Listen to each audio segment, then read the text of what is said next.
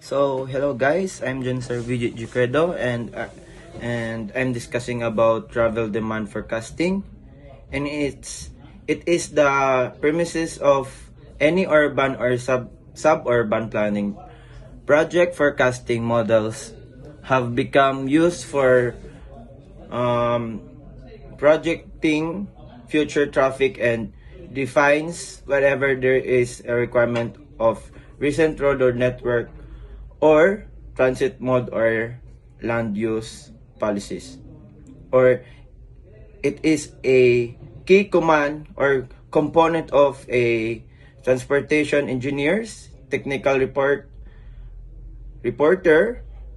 It allows engineer to predict the volume of traffic that will use a given transportation element in the future, wherever that element is an existing highway or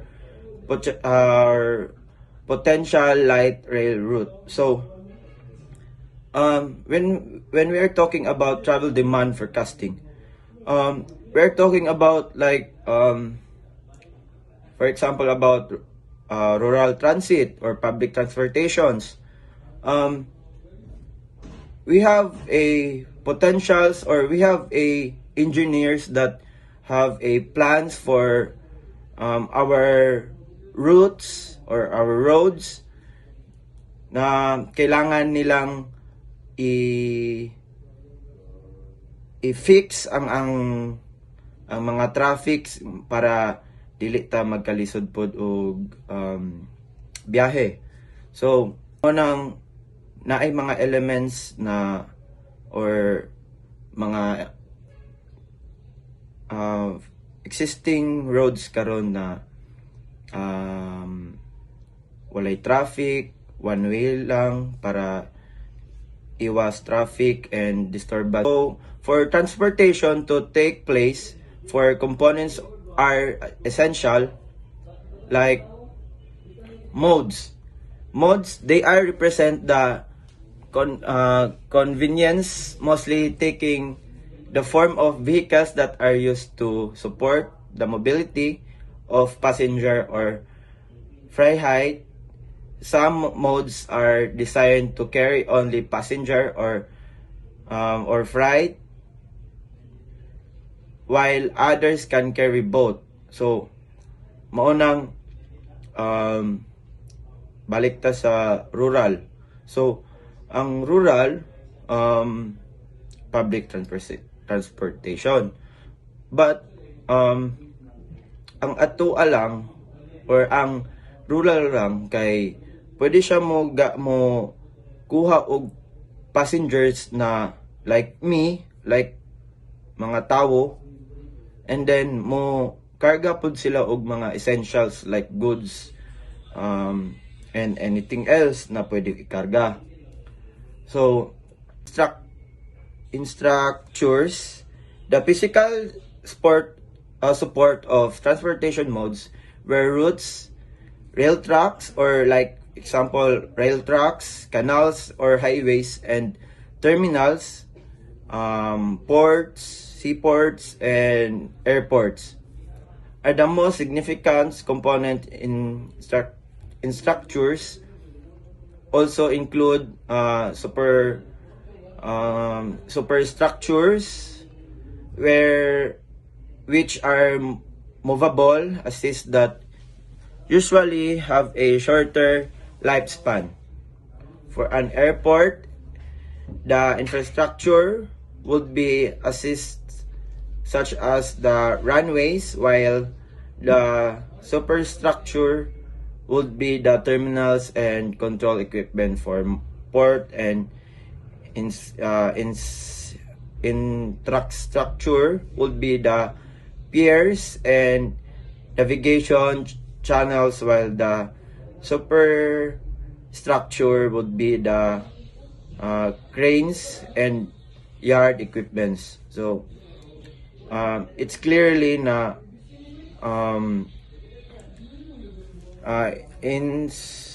infrastructures are muna siya ang mga terminals or airport, seaports na asa ang ilang main na para diha po ka mo adto para maka-move place to another ka. So, networks are a system of link locations that are used to represent the functional and spatial organization or transportation. This system indicates which locations are connected and how they are serviced. Some location within a network or more accessible,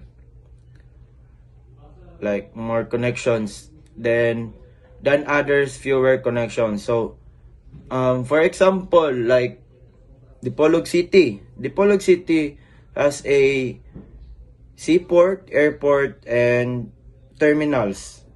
Kay daghan man siyang possibility or possible places na mga tao na need nilang atuonon or para maka-access ta og another place. So makumpleto ang mga public transportation, any kind of transportations, if daghang connections ang usa ka lugar. Like mo, if gusto ka moadto og Pagadian, Usamis, Zamboanga City, dapat na ay enough connections through place to another. So, flows.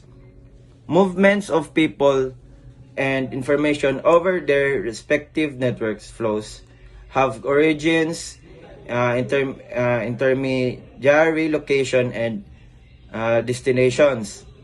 An intermediary location is often required to go from an origin to a destination. For an instant, flying from one airport to another may require a transit at the hub airport. So it clearly, or it explains clearly sa ato ang definition ang flows. It help us to navigate our travels.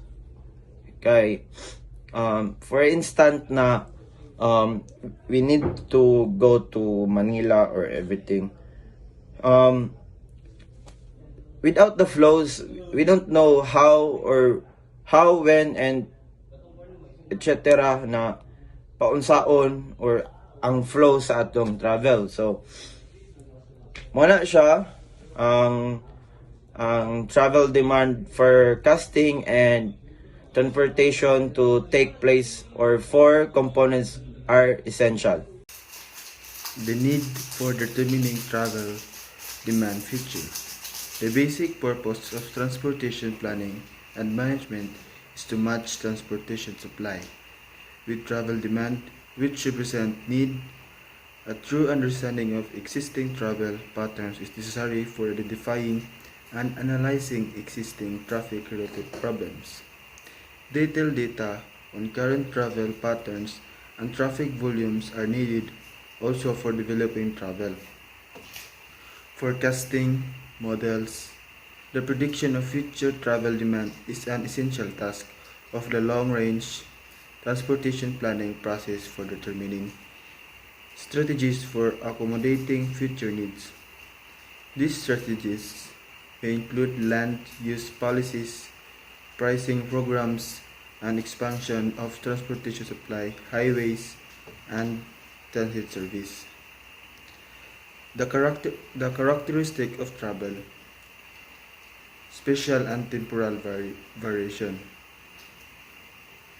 It means the total magnitude of travel demand alone is not sufficient for detailed planning and management purposes.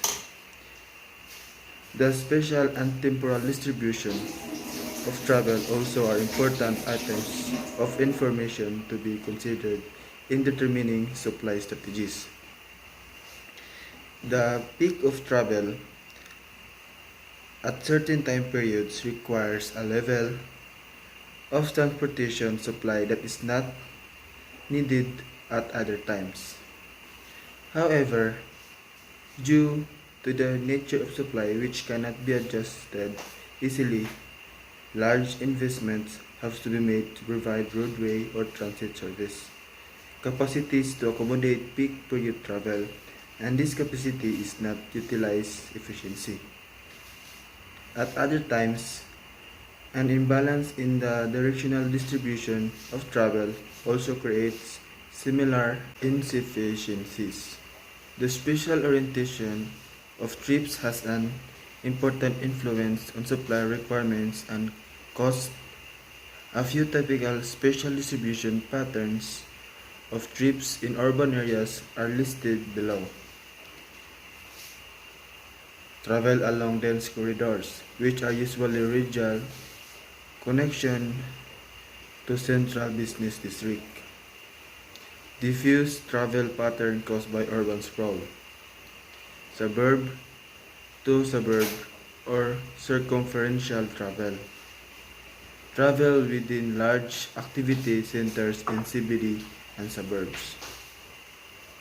Different modes of transportation may be needed to serve these different travel patterns. For example, fixed route public transit service usually is efficient for concentrated travel along a dense corridor, but it is not ideally suited to serve a diffuse travel pattern in cost-effective manner. Choice of and workplace, lifestyle and different travel needs of individuals and families make the comprehension of trip making characteristics of large metro area very complex. These complexities may be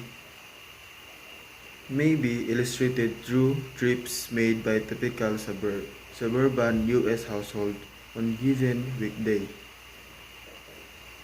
Assume that this household has 4 members, including 2 kids who go to a grade school and 2 cars. It can be seen that there are at least 11 trips made by this household at different time of day. Most of the trips are auto trips and 2 trips are taken in walk mode. Travel demand modeling attempts to capture such spatial and temporal variation in travel at an aggregate level, such as zone in which a number of households, business, and offices exist. Classification of travel by trip purpose and market segments. In addition to the spatial and temporal characteristic of travel demand, there are several other aspects of travel demand which must be recognized. Trip purposes such as work, shopping, and social recreation, and trip makers characteristics such as income and car ownership are important factors influencing the elasticity of demanding, reflecting its sensitivity with respect to travel time and cost. For example, work trips may be more likely to use public transit for a given level of service than trips of other trip purposes. For a metropolitan study, it is useful to classify travel according to spatial orientation and trip purpose. The concept of market segmentation is applicable to the classification of travel based on trip purpose. Trip makers, characteristics, and spatial temporal concentration. This concept is used in the field of marketing for developing different types of consumers products targeted to match different tastes and preferences of potential users or buyers of these products. The concept of market segmentation is applicable to public transportation planning. So, a single type of transit service Single type of transit service is not suitable for all transit market segments. For example, express buses may be needed for a commuter market segment. Taxi cabs serve a different market segment. NCHRP report 2012 by Woodruff et al. Examine this subject in Unit for Measuring Travel Demand. Travel demand is measured and expressed in different ways for different types of analysis. Example of units for measuring travel demand. Trip between two areas. Trip end in a given area. Traffic volume on a road segment. Person trip and vehicle trip. Passenger vehicle and freight vehicle. Person mile traveled and vehicle mile traveled. The definition of each of these units should be understood clearly, and an appropriate unit of measurement should be used to match the case being analyzed. For example, for a parking study, trip end is the appropriate unit for expressing parking demand, for estimating the number of lanes to be provided in a road segment. The demand should be expressed in items of traffic volume. As it was pointed out earlier, the appropriate unit of travel for estimating fuel consumption and air pollution attributable to transportation is vehicle miles traveled. Measuring existing travel. Detailed information on existing travel is needed for two purposes. Analyzing existing problems, and number two is developing mathematical models for forecasting travel. A variety of surveys can be performed for gathering information related to existing travel demand.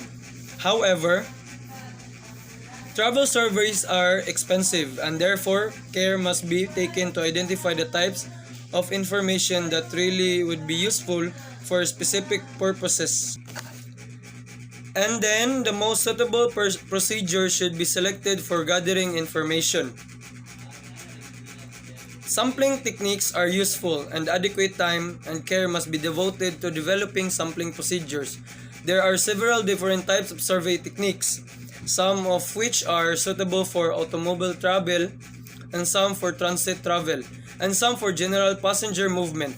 Survey procedures for freight vehicles and commodity movements may be very different in certain respect from those of passenger travel.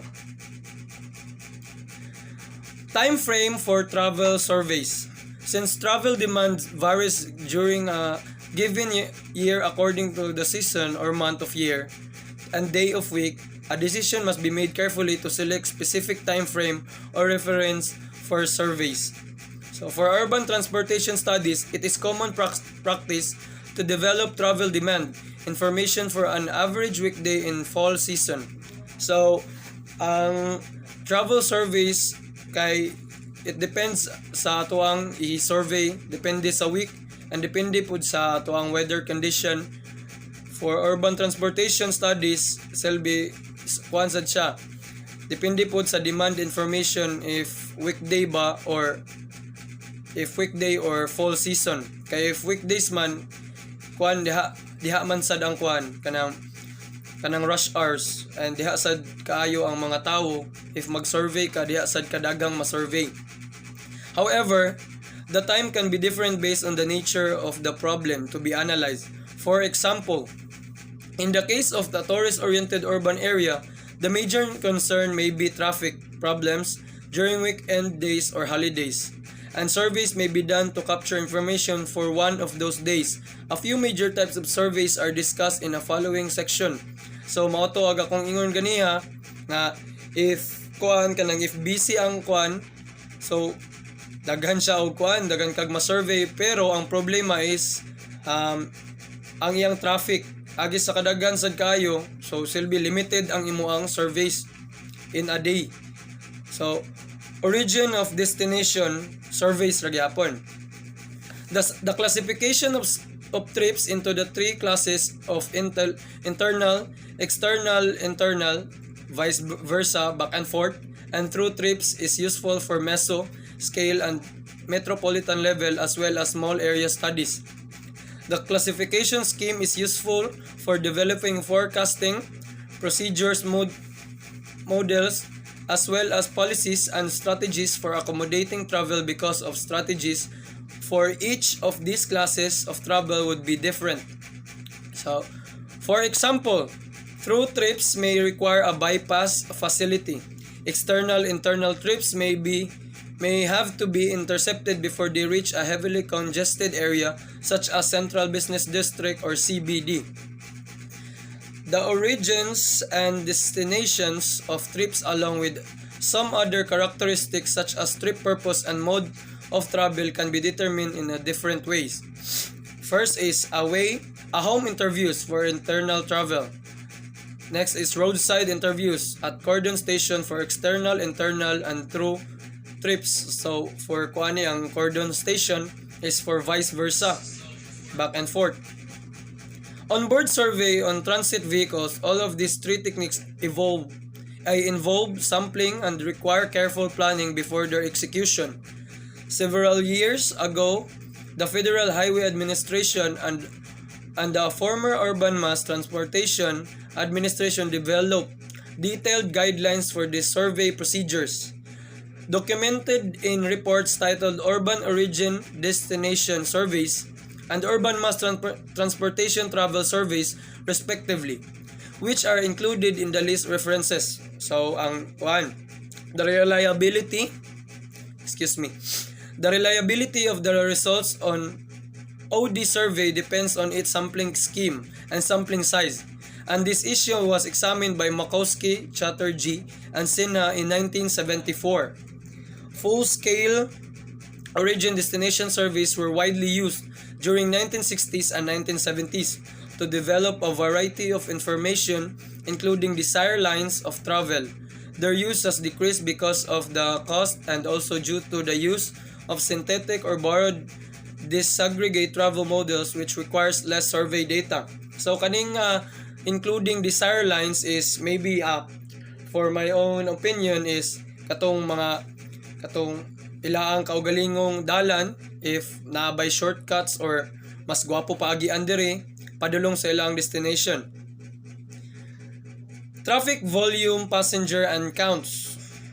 For determining the use of various roadways, facilities, and assessing their level of service, vehicle counts are taken at selected locations along roadways. So, as stated, so vehicle counts pang kuanon ang ilang ang mga vehicles mo'y silbi kanang imo ang i-record pila ka buok manglabay or something like that.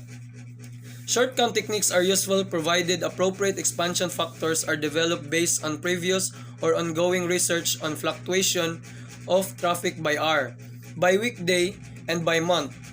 All State Department of Transportation or DOT have extensive programs for gathering traffic volume data on an annual basis. So when you speak about annual basis, so yearly. These vehicle counts usually are taken with machines for urban transportation studies. Screen lines and cut lines are established in the study area to select traffic count, location, and take counts in an organized manner so that the major travel movements can be measured and be analyzed. Movements can be measured and analyzed. So kani siya silbi kuan man ni siya kanang dapat i-organize gyud nimo at as stated organized manner so that katong mga dagko nga travel which is mga bus or ingana so ma-organize nimo ma-analyze nimo siya ayo para dili siya magkabuhol-buhol. These counts are also used for checking the results of travel forecasting models Similarity traffic counts are taken at a special traffic generators such as an airport and a large college university to capture their unique travel generating characteristics. For analyzing the use of transit service, passenger counts are taken on board. Well, actually, inaana man gina ang buhaton na to if magkuanta, mosulod ta as kanang if mosulod kag mga bus, syempre naman ginay counts. And transit vehicles and or selected stops or stations. The passenger counts usually are taken by observers who are assigned to specific transit vehicles. Parehaan na nga tuang kuan, kanang atuang conductors, mao na sila yung mga silbi private kuan na sila, mahulog na sila nga private observers. Pero sila po yung makuha na to og nakabayad na ba tower kuan to count pila ka buok ang nasulod ana nga vehicle.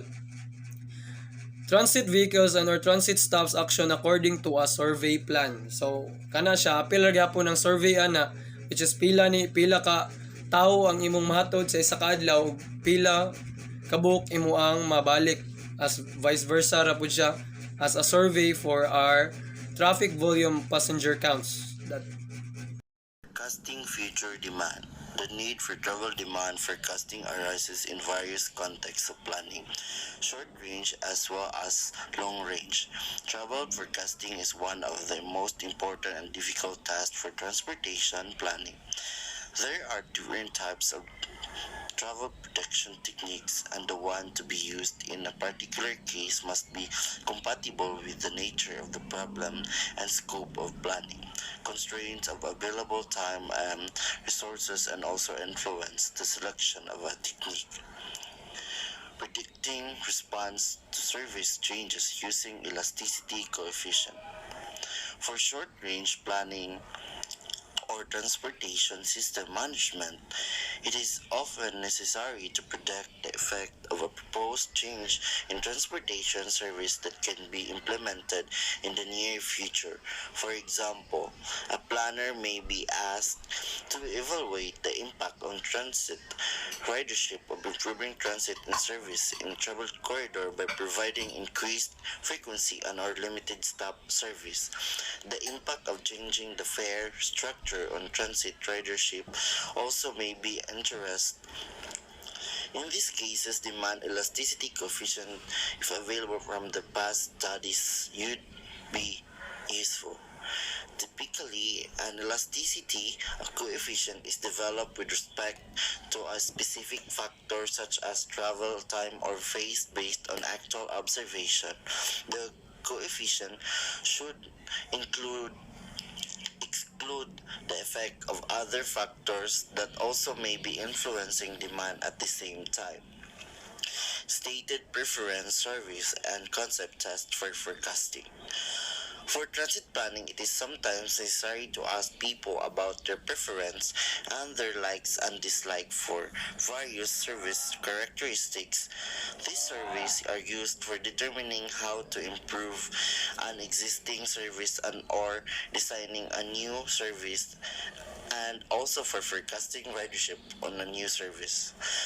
These attitudinal and stated preference surveys need sound statistical design for selecting the sample and analyzing the results. A discussion on the stated survey preference may be found in the travel survey manual. In the field of marketing, concept tests are performed for estimating the potential demand for a new consumer product, and this approach can be extended to ridership forecast for new or innovative transit service, forecasting future travel on road segments and or transit lines. A variety of forecasting procedures are available, ranging from the extrapolation of past trends to complex mathematical models involving several steps. A transportation planner must recognize the advantages and disadvantages of each procedure. Two procedures are examined for illustration. First, direct estimation of the traffic volume by trend analysis. If traffic volume data are available for a road segment or a transit line, of interest for several years in the past. The historical trend can be identified and extrapolated to estimate future volumes. This approach, of course, is appropriate if the trend is expected to continue, which commonly is true for short-range forecasts. Trend-based forecasts are appropriate also for aggregate values such as total VMT or transit rates in an urban area. However, major changes in the land development pattern and or transportation network can cause substantial changes in the travel pattern, and if such changes are likely, then trend extrapolation would not be appropriate. Therefore, for long-range forecast of traffic volumes on individual segments of a road network or the number of passenger trips in individual transit routes, trend analysis is not used. Second, stepwise sequential procedure. A widely used travel estimation procedure for long-range forecast of traffic volumes on a highway network uses several steps in sequence as shown in the of each step requires a particular type of model or procedure, and there are different choices of models at each step. First, changes in trip making rates. Changes in development pattern resulting in altered travel pattern. Changes in transportation mode usage, and changes in transportation network. Another advantage of the stepwise or sequential procedure is that it generates several types of useful information at the end of various steps. This disadvantage of the procedure is that it needs a large amount of data for model development. It requires a sound knowledge of one of the available computer software that is specially designed for developing and applying these models.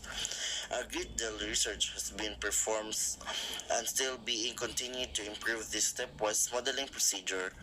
It should be acknowledged that the staff of the former Bureau of Public Works and later the staff of Federal Highway Administration and Urban Mass Transportation Administration made tremendous contribution to the development of various procedure and also computer software. The stepwise procedure is popularly known as the four-step modeling process, as this procedure includes four major steps: trips generation, trip distribution, mode choice, and traffic assignment. Additionally, network analysis must be done to develop a few types of information that are needed for the other steps. These steps are procedure involved, with each are discussed in detail in following section. It is very important to recognize that the nature of problem to be examined dictates the level of planning to be used as well as the technique for travel demand analysis. On this chapter, this discussion will be oriented mostly to meso-scale or area-wide travel demand analysis that is commonly performed in urban transportation planning studies.